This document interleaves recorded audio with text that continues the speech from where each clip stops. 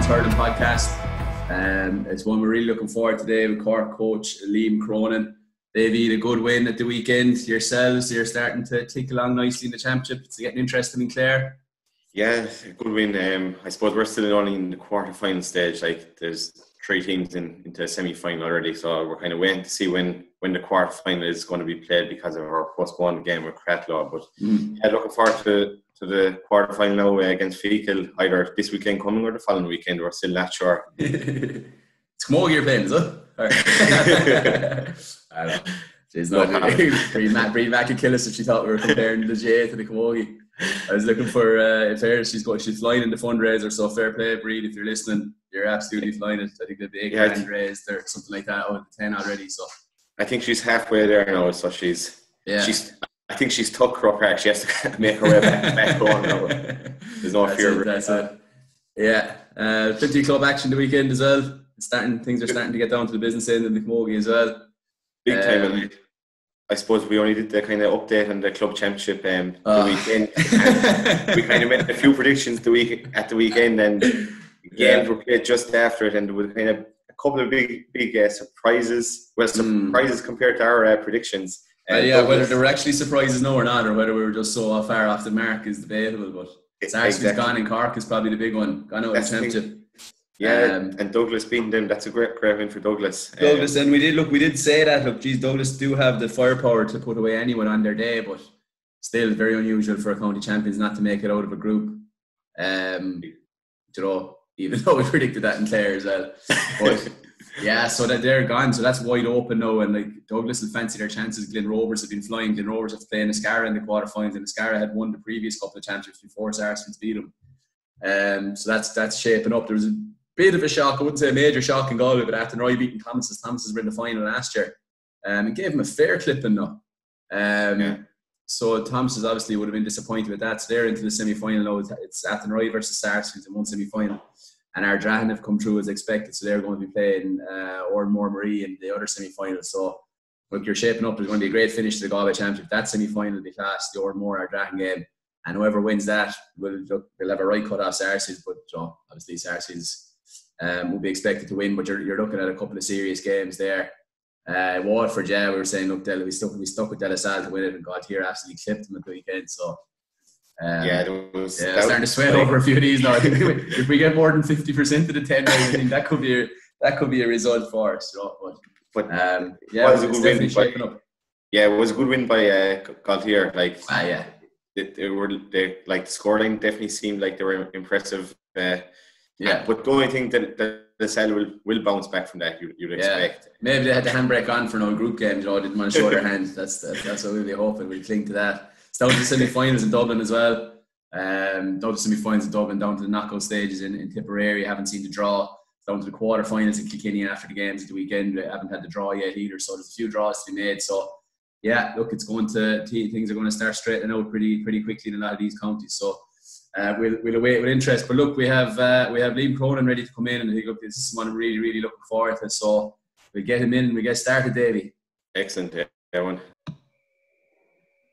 Liam, very welcome to the podcast. Myself and Davey were looking forward to getting you on, because I suppose look, what we're trying to do here is try and put the camogie players kind of on the same platform as the hurlers. And look, we had JJ Doyle on first, but he went from the camogie to the hurling, and I suppose I've kind of gone from camogie to the hurling and back and over and back. But we haven't had anyone that has gone from a Liam McCarthy hurling team straight into a top camogie team. So we're just very interested to get your insights. Anyone that doesn't know Liam, and there's no disrespect, us coaches don't get the credit, Liam, do we? It's all the managers get the credit. So anyone that doesn't know Liam, ex-Clare hurling coach, obviously a lot of success at Arts Gulreach, different club teams around the place, and now in as the Cork camogie coach. So Liam, you're very, very welcome.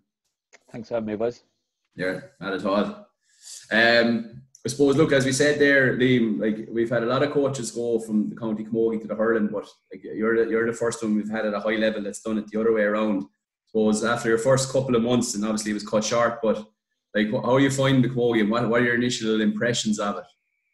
Yeah, it's I suppose it's been unfortunate that it's been cut short with the lockdown. The first impressions were pretty much as I expected, to be honest with you. Like very high skill levels from the girls, real good attitude to train, as you'd expect from a team of Cork standard. And from that perspective, like I didn't really see it as much of a difference between what we were doing in Clare for the previous 3 years and what I was doing below in Cork, really, like, you know. Mm-hmm. Yeah, like, what? Yeah, like it was a shock to you, or like because there was a bit of a messy situation with Clare, with the management ending, but within a couple of weeks your name was flouted, like, or you're gone to Cork camogie. Like how did that even come about? Or Yeah, I suppose how it came about was probably my best friend in college, Martin O'Brien, would have been the S&C coach in Cork for a number of years. And even probably at the end of the 2018 season, we would have had a chat just in terms of how things were going and so on and so forth.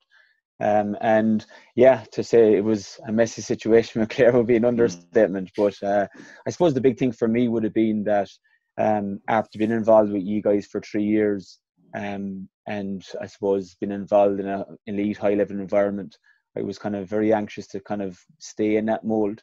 Like there was plenty of opportunities for me to get involved with clubs, and I did get involved with the local club here. But I suppose for myself as a coach, I really wanted to try and get in at the highest level possible rather than coming back down into the club scene, you know. So there was a bit of to and fro in terms decision to be made in terms of the travel from Limerick to Cork and so on. Like, but look, when you look at it, it's probably only just over an hour. There's probably girls from within the county traveling longer than from what I am, you know. So once I was happy enough with that decision, and obviously a chat here at home, look, chances like that do not come around that often, like, you know. So I certainly couldn't but take it, like, you know.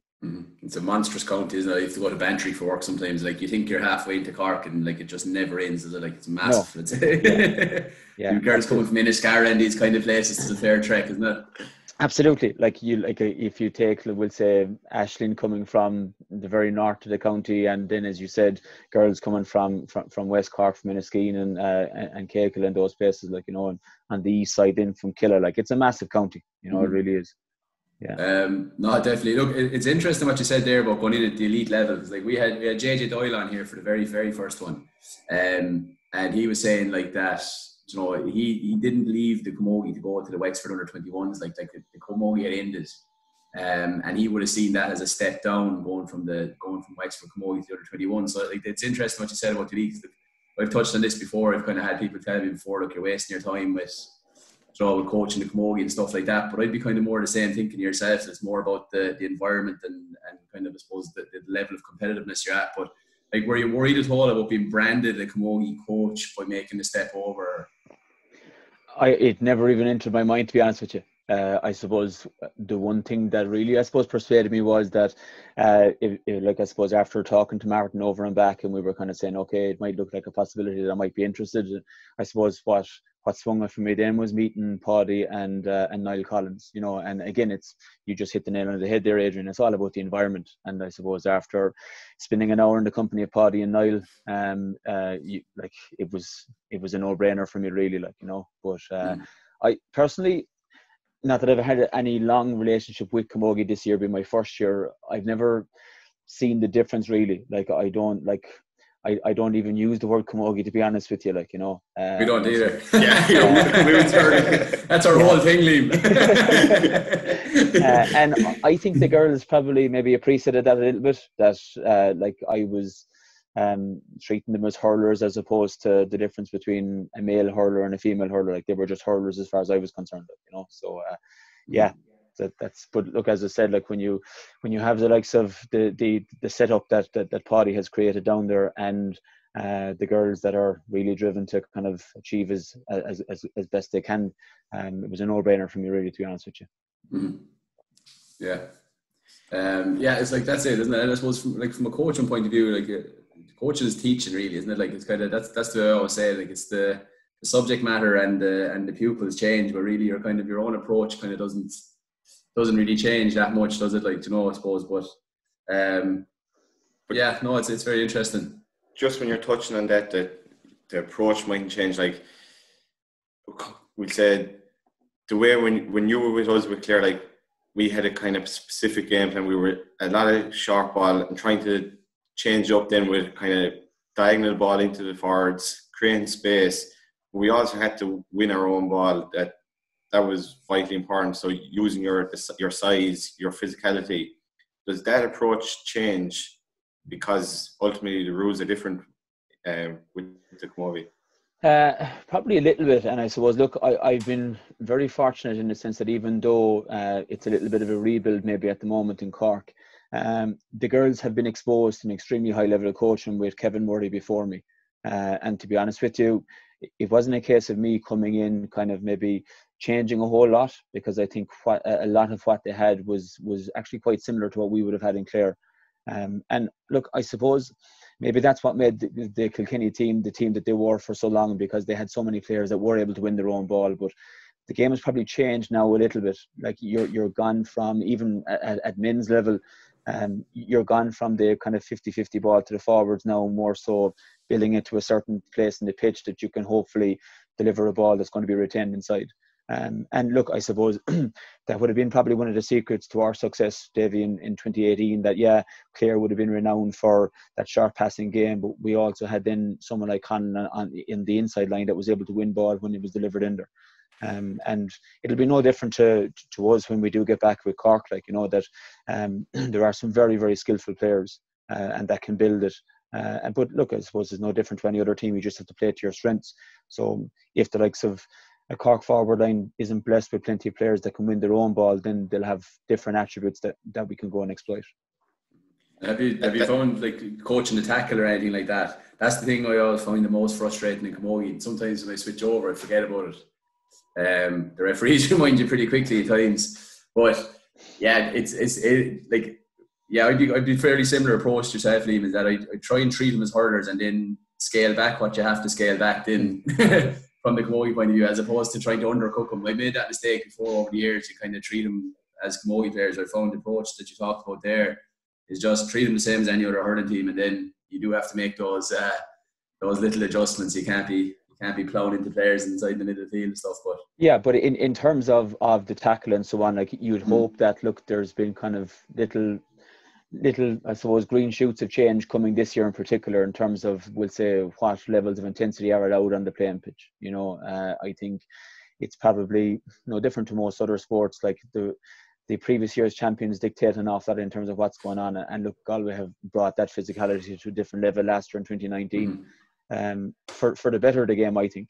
You know, and it's a case of then, I suppose, from an association level and from a referees level, what are they going to allow then on the day of a championship and so on, like, you know. But for me, I suppose, because I haven't experienced championship yet, it's hard to know. Like, even from a hurling perspective, like, you'd be pulling your hair out of some of the frees that were awarded in the National League, and then come championship, you know, it's a different ball game again, like, you know. So yeah, look, that consistency is across all codes at all levels, like, you know. Yeah, you should try coaching in the McDonough. Jeez.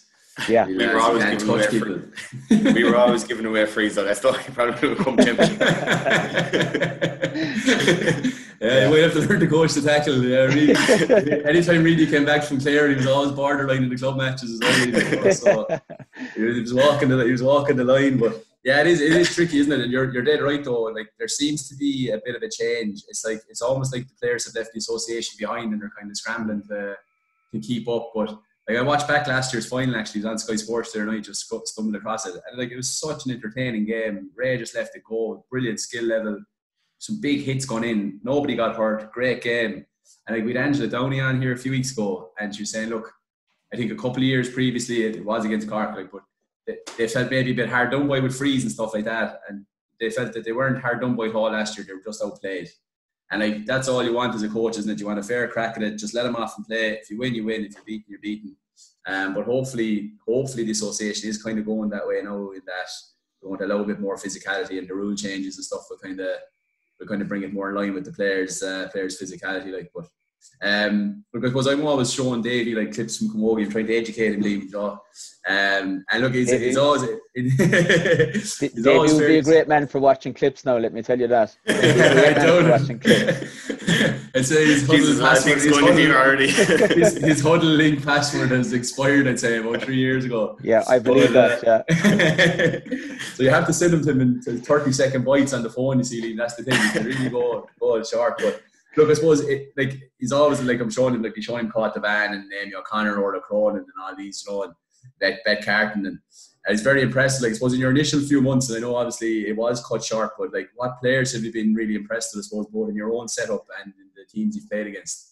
Yeah, so like I suppose from a Cork perspective, like you mentioned earlier there, like incredibly skillful player, Amy O'Connor. You know, like you could go through them all, like, you know, even from the back, Laura Hayes, Laura Tracy, Chloe Sigurdsson. Her striking is incredible. You know, against the teams that we come up against, like I suppose we played Waterford in the first round of the league.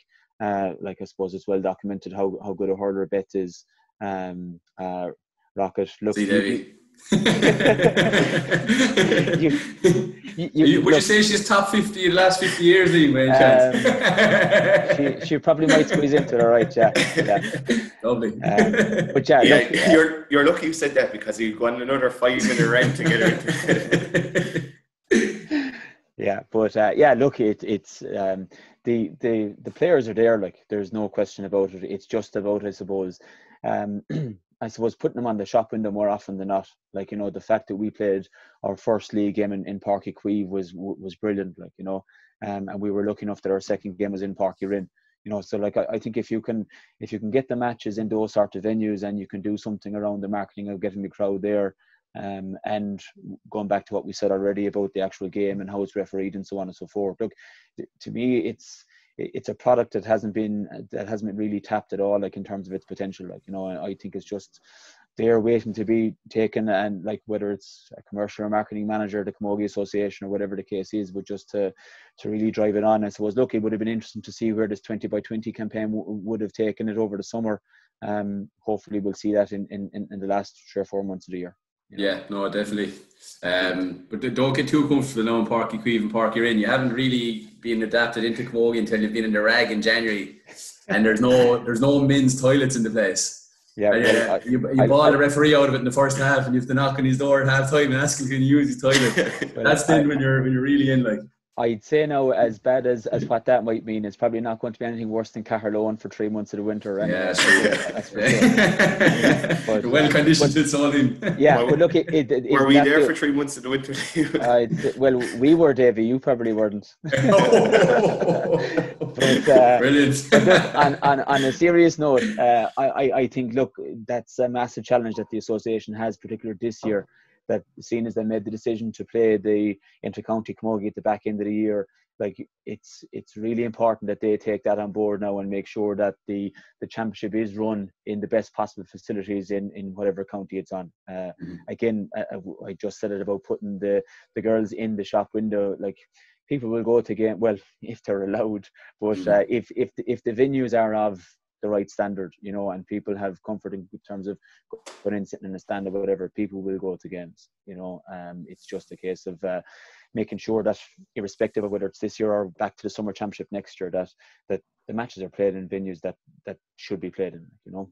Yeah, and I know it's difficult for them. Like, you've touched a couple of things there that we've talked about over the past couple of podcasts, like the shop window thing. Like, we were very vocal about the fact they should have played county during the summer. I know I've ended up in coaching club camogie, and I've really enjoyed it, and it's a nice experience for everyone involved, that you always have your full squad and always have the county and that.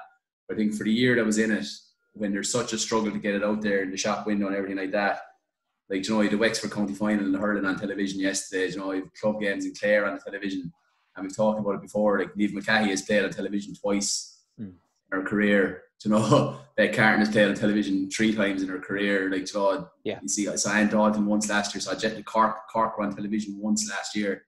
Probably one of the best teams of their generation.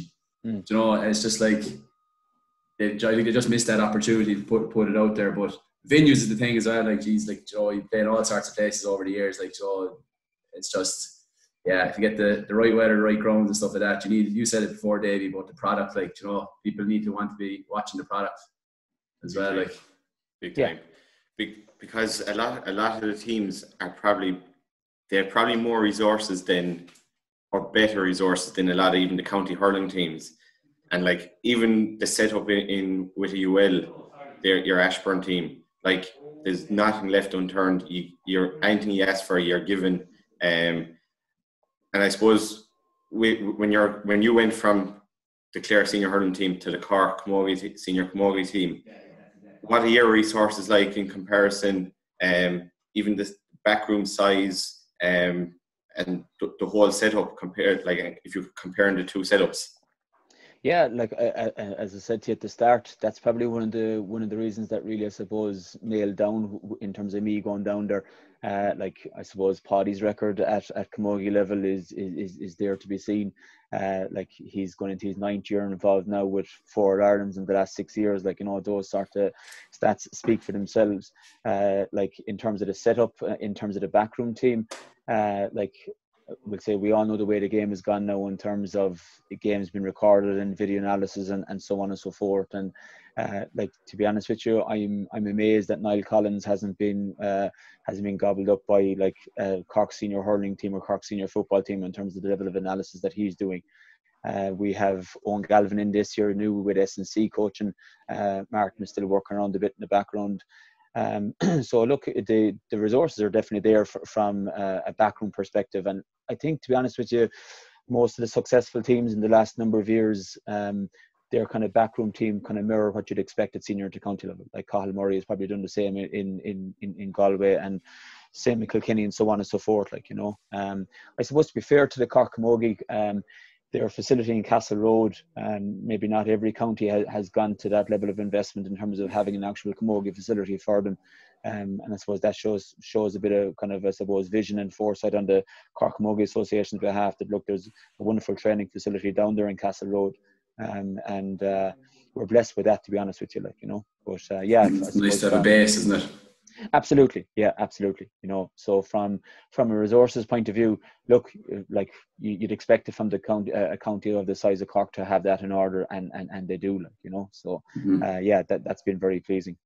Yeah, there's probably, it's still trying to get people to realise, like, so, like you said there, Davey, like the resources we'd have with UL would outstrip what would be available to like the likes of Westmeath or Carlow or that in the Joe McDonagh. Like, Joe, and people kind of have this perception that hurling is here and the camogie is here, but it's not the case at all, really, is it? Like, but it's a huge advantage having that base, Liam. Like, it was a big frustration with us in Limerick, is that just like on a Monday you might know where you're training, and Tuesday just constantly begging for fields, and you'd be out in Bourke one night, you'd be out in Rathkeale another night. It's just, the whole thing is disjointed. The same with Westmeath, with no training field in Westmeath, you're a different club every night, and it's difficult. With Cork's class. Clare's is actually class as well. I was out there for the first time the other day. The surface on it's unbelievable.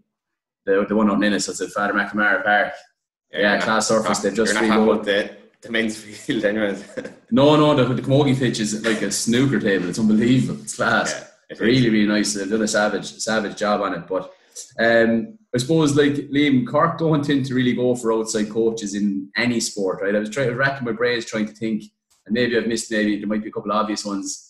They've had a few outside players, alright, like Mark Mullins and Danny Murphy and these boys playing the hurling that, but like, so obviously there's going to be a little bit of pressure, I suppose, an outside coach going into any club or county. But to go down to Cork and cross the border, does that bring its own pressures, or what way are you handling that? I never really give it much thought, to be honest with you. Lamping under pressure on you, right? Yeah. Strange enough, like, I've had a long affinity with Cork anyway, in the sense that, like, I spent 4 great years down there in UCC in college. My aunt and uncle and first cousins lived down in Douglas, and I would have spent many a summer down there. So probably always would have had that kind of affinity with them. I didn't, to be honest with you, I never really thought much about the whole outsider coming in.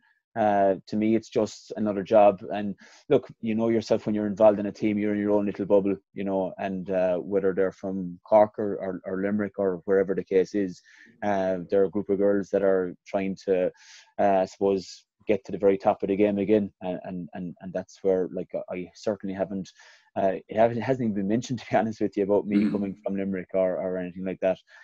And maybe the part of that, like, I suppose, having spent 3 years in Clare, I suppose I did think maybe at the start coming a Limerick man going to Clare, maybe that would have played in my mind. Yeah, it's very more controversial. I suppose the fact that I had spent 3 years working with a county that wasn't my own county, like going to Cork, like didn't really cast me a second thought, to be honest with you, from that perspective, like, you know. At this stage now, Liam, you don't know where you're from, to be honest. You were always telling us that you are a Limerick man, but you're always now a Clare man. Now you're bit of a Robbie Keane vibe there, isn't it? I've always wanted to coach the Cork camogie team. It's exactly there. And now you're a fully Cork man, it seems. No, I don't think, even though it's strange, like I think my parents have been to more Clare games in the last 4 years than they have been to Limerick games, maybe, but I don't think my father will ever let me forget that I'm actually from Limerick, like, you know. You won't hear, or my experience of being outside counties is you won't hear anything about being an outsider until you lose again, Liam. Well, I suppose we were lucky enough that our first 2 games in the league went well. So maybe we've I've bought myself a couple of weeks, maybe.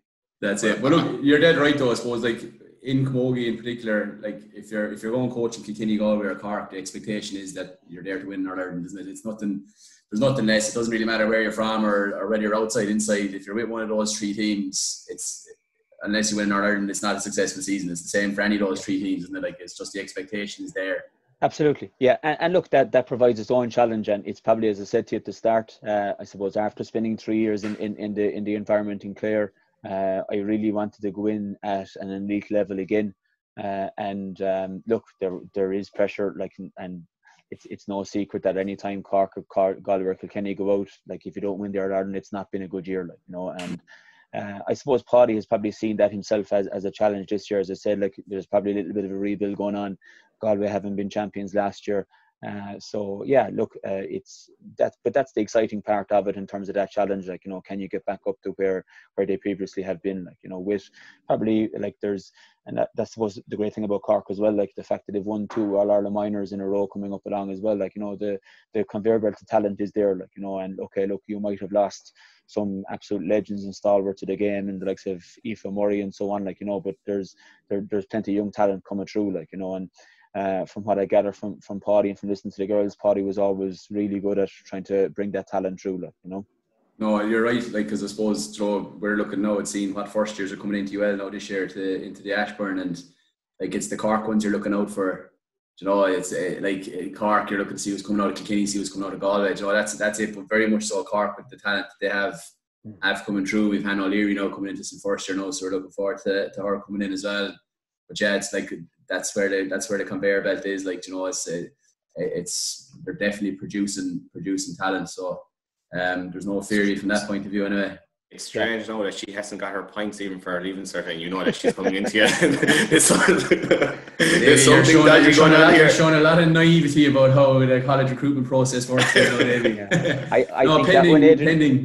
think that one came straight out of the LIT handbook, Adrian. Yeah, that's it. Yeah. No, the only difference is now, Liam, that Hannah will actually be on campus for the 4 years. Like, she'll know how to find the different places around UL. You know, some of the boys that won Fitzgibbons and LIT over the years wouldn't be able to spell it. You know, but sure, look. Anyway, as we move on swiftly. You've hit a couple of dodgy territories here now, Davey, over the last 20 minutes, so you want to keep driving on. Just quickly, Liam, when you kind of mentioned Paddy, and that, like, it's well documented, he's a strong character, but there's obviously something that he recognises that someone else can bring in and add to the setup. But like, you yourself, your coaching style, like when you were coaching us with Éire Óg, we only had you, unfortunately, for 1 year. But you had a particular style of coaching, and when you went in with the Clare seniors the following year, that style ultimately was very, very similar. And again, are you bringing that style again, or are you kind of adapting to what Paddy, what his vision is of what way does he want to play? Yeah, no, I haven't changed, to be honest with you. Okay, look, obviously as a coach, you're always evolving and you're always learning and you're always tweaking 1 or 2 things. But in terms of my core principles or philosophies, whatever you want to call them, they've very much remained unchanged, like, you know. And to be fair to Paddy, I suppose he recognised as well that maybe while Kevin as hurling coach and Martin as S&C coach were extremely successful, that he probably felt maybe a bit of freshness was going to be a good thing this year. So like bringing on Owen from an S&C perspective, and then me as a hurling coach, like it definitely has brought a level of freshness. But as I said to you already, like it's not a case of me coming in and kind of stripping apart everything that Kevin had done. It's more of a case of me building on it, like, you know, and you can tell just from working with the players that they're used to a high level of coaching, number one, but number two, the girls, for what they've won in the game, they're extremely coachable, and like they really take on board different ideas, and they listen to you, and they give it a go, and if it works out, great, and if it doesn't work out, they won't be long telling you that either, like, you know. Yeah, no, look, I'd be very much a case of game-based training sessions in terms of whether that's skill development or system development, and I haven't changed it a whole pile, to be honest with you. Very subtle, very, very subtle differences, but by and large, it's still pretty much the same thing, like, you know. But look, I suppose I've been lucky enough in terms of, I've been really lucky in terms of timing. Look, as you said, it's been one great year with Éireog. Like, I suppose, unfortunately, it was cut short. I think there was definitely more on that Éireog team, but the timing was right from a perspective of Donal and Jerry taking the Clare job, and Jerry probably seen enough in me from the year ahead of Éireog to see that I was going to add something with Clare, like, you know. But yeah, look, it's been very much a case of what I've been doing the last couple of years, and then the fact that I was with Clare, been exposed and working alongside likes of Don Logue and Gavin Keary and Kieran Corcoran, like I've been like the learning curve has been steep, to be honest with you, like, you know. But it's been fantastic, like, you know. It was just a quick one there. Like we kind of noticed that, like, there was big talk that Donal and Jerry were going getting the Clare job, and we were still in club action, and Jerry was manager, and Liam, you were obviously the coach, and there was a couple of training sessions up in the top hill that Donal was up there having a look, and we were like, this might be the last year that Liam try and do everything possible to get the best out of it. But you should have trained behind closed doors, Davey. I think so, yeah. Wouldn't mind seeing the quality then. Yeah, but it's an interesting one though. It's only ever happened to me twice where I suppose a manager wanted to play one way and I just felt I couldn't coach it that way. You know, it's a tricky one, isn't it? But that's, I suppose, it's a learning experience for any coaches out there, is to, I suppose, before you commit to going in with a team, is to have those conversations and be just completely open and frank with the manager. And if you are coming in under a new manager or whatever, just to say, listen, this is my vision for the game. How do you see it being played? And like, obviously every team is going to be different, but you have to align on certain core principles, as you say, like, and the fundamentals of it. Like, but yeah, like it can be very awkward when the coach or when the manager is telling you he wants to do X, Y, and Z, you know, in your heart and soul, it's just rubbish. And you're just like, it's heartbreaking. Like, as you said, that's why it's so important that you have to have that conversation with your manager and probably maybe even with your senior players before you ever get involved. And I suppose once you can align on a playing style or what's important to them and so on, then like you have to have that conversation to start, you know. But I suppose, look, as I said to you, when Martin was involved, that I was kind of keeping an eye on how he was getting on. So I was looking at semi-final and final stages really of the camogie. So I had an idea before talking to Paddy the type of game that they were trying to play, and it was something that I'd be very much kind of, I suppose, look, it was very good in the eye, to be honest with you, like, you know. And they played an awful lot of the way that I would have hoped to see teams that I'm involved with play, to be honest with you, you know. Yeah, no, in fairness, the top teams in the camogie, like, I suppose the top three, Kilkenny, Galway, Cork, they all play quite similarly to senior hurling teams. Like, you know, they like to go through the lines, they like to mix it up. I suppose, last thing, Liam, I suppose, having coached both now at the highest level, albeit a curtailed time in the camogie so far, like, do you think camogie would benefit from adopting the full hurling rules, or do you see camogie for what it is and maybe it should be left alone, that it's kind of it's its own game? Yeah, look, I suppose it's not really like, I think the key stakeholders there that you need to talk to are the players that are playing the game, and I think most of the players that you speak to will say that they want to play a game of hurling no different to the men's, and the subtle rule differences and so on. I think they need to eventually, I suppose, get to a stage where the two games are ruled the exact same way. Like, from an elite perspective, like, the girls train in pretty much the same way that a senior inter-county team would train, both from a hurling perspective, but also from an S&C perspective, you know, and you'd question, like, why do they spend so much time working on their gym work and their strength and conditioning if that element of physicality isn't in the game, you know. Look, I suppose the one thing about camogie is that we have to get to the stage where it's a spectacle that people will go and watch it. And I suppose you're looking at the national development plan in terms of playing numbers. Like, your playing numbers will come up if you have a really healthy inter-county game. You know, that if you have young girls coming up that have role models playing inter-county, then it's not going to be a hard sell to get them to continue to play, you know. So I think, yeah, look, I think the rule changes for the league that were initially brought in to try and bring it more in line, I think it would be a mistake if the 2021 championship didn't have those rules involved in it, you know. So yeah, look, I think everyone's crying out at this stage for the rules to kind of come more in line. Yeah, there's something sweet about a hand pass goal as well, though. It's a real throwback to Johnny Flaherty and these lads playing with Offaly. It's like you get a real nostalgic feeling in your stomach when someone slips in past the keeper and really throws it into the net, I suppose. Yeah, and look, I'd have no problem with the hand pass goal, but like dropping the hurling or with the hand pass that I probably would have a problem with, you know. Yeah. And look, I suppose we would have spent a lot of time in the winter months, I suppose, trying to bring on the girls' skills levels to an extent that they were comfortable in hand passing off left and right and still holding on to the hurley. You know, like for me, if you drop the hurley, you're out of the game for many respects. And it's a case of, I suppose, in the kind of tight training games when the intensity is on, can they kind of work off both hands and still hold on to the hurley, like, you know. But that's just a level of skill development that will come, like, you know. Have you accidentally balled any referees out of a jet for stuff like playing the hurley and things? Our very first match was a challenge match against Tipperary in Thurles, and Laura Hayes was going up to bat a ball, and the wing forward just knocked her hurley completely out of the way, and I started screaming at the ref. And Niall Collins quietly come over into my ear and says, "That's actually allowed in camogie, just to let you know." But, look, it's a learning process. I still have those moments. You know? Yeah, you just forget about it. You forget, like, yeah. You've been sheepish after, but you're going back to Mungret, so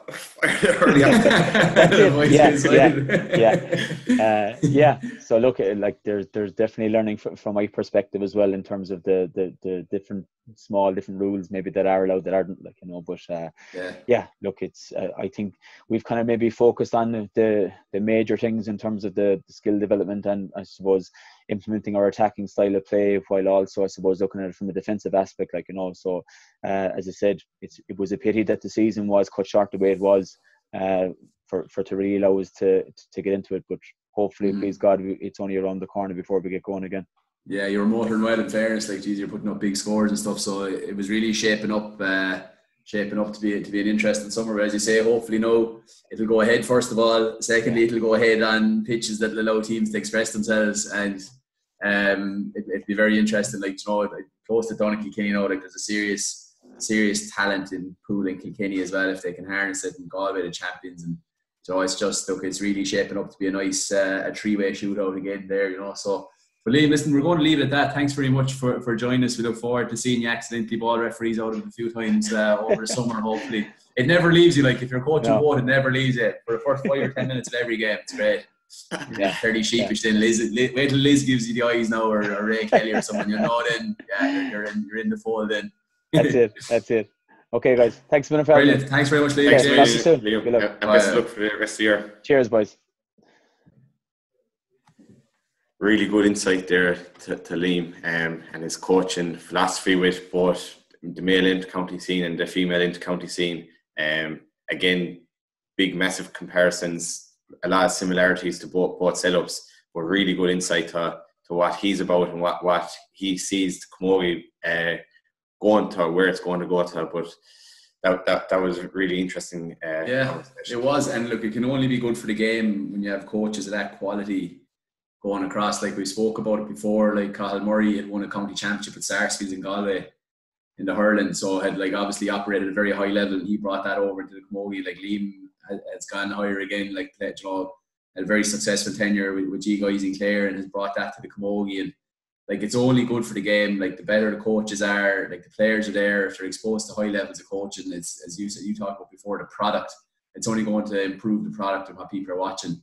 And by the sounds of it, Cork are going to play a really exciting brand this year. Like you were, in fairness, when you were flying there in 2018, you played a serious brand. You were able to go through the lines when you needed to. You had the big men to play it into when you needed to, like to Duggan and Conan and these. And there's a lot of similarities between that Clare team and that Cork team. So it's going to be very interesting. They've been putting up huge scores in the league before it was stopped. So, but yeah, and look, again, thanks very much to Bourke Sports. We're back in our usual attire today, no suits on. So any gear you need, it'll be here. Visit our website, www.bourkesports.ie or norma.clancy@bourkesports.ie. And the lads will be sure to look after you. Class gear. So for anyone starting to get into county finals and stuff like that, now treat yourselves to a nice Bourke Sports top. You mightn't get there again, could be a one-off. Get on the website, get your gear ordered. And thanks very much to everyone for listening. Like, subscribe, hit those buttons, and we'll see you next week, Davey. Excellent.